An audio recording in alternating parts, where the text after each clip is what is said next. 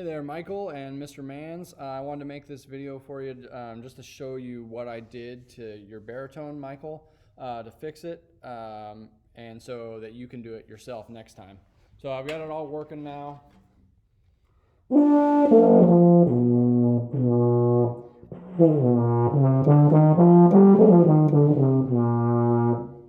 So it's working, and this was the culprit, this valve guide. So it's you can't really tell just looking at this piece, but the knob was worn down. So when you either accidentally or whatever twisted this, it would move the whole valve inside here. This is the valve casing. So one thing you want to avoid doing, Michael, is twisting these. So you don't. These are threaded. And so you can take them apart, and I'll show you how to do that too. But yeah, while it's put together, you don't want to do that. You don't want to unscrew those. So let's take a valve apart, and I'll just show you how it works.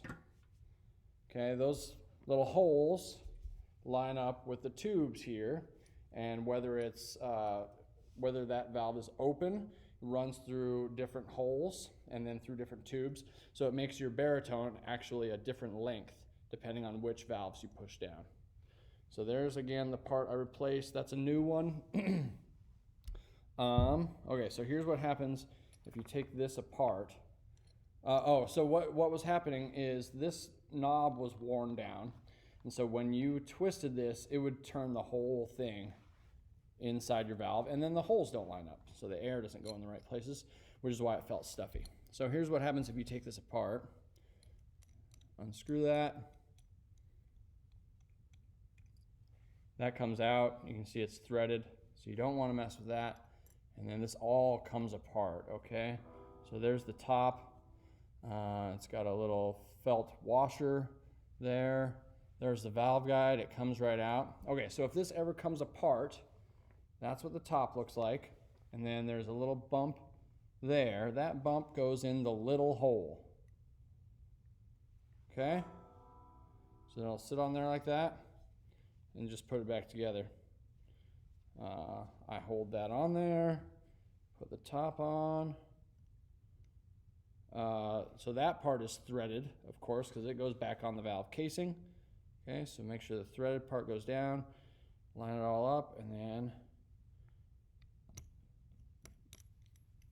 turn the key back in there. Okay, and I made sure that that is still in the hole there, which it is. Okay, so we've got our valve put together, and let's see, how am I going to do this? Whoa, there's the spring. Okay, so let's get that lined up. So you can see in there, there's a little notch. Okay, there at the top, and like I described to you in our Zoom meeting, so the spring needs to go back in there. That notch, the knob on the valve guide needs to go into that notch. Okay, so get that lined up really carefully, and then I hold the key down a little bit while I. Okay, so when I'm tightening this, I'm gonna untighten it again because the video froze. So I make sure the valve guide is going in the slot there, and then I hold it down about halfway while I tighten this. And this again is so that you don't want the valve to turn and not be lined up the holes with the tubes, okay? Okay, and then the other thing you want to make sure you do, most of your valves were like bone dry. So you want to make sure probably about once a week, get some valve oil. It has to be specific valve oil. Can't be olive oil or cooking oil or motor oil or anything like that. It's got to be valve oil.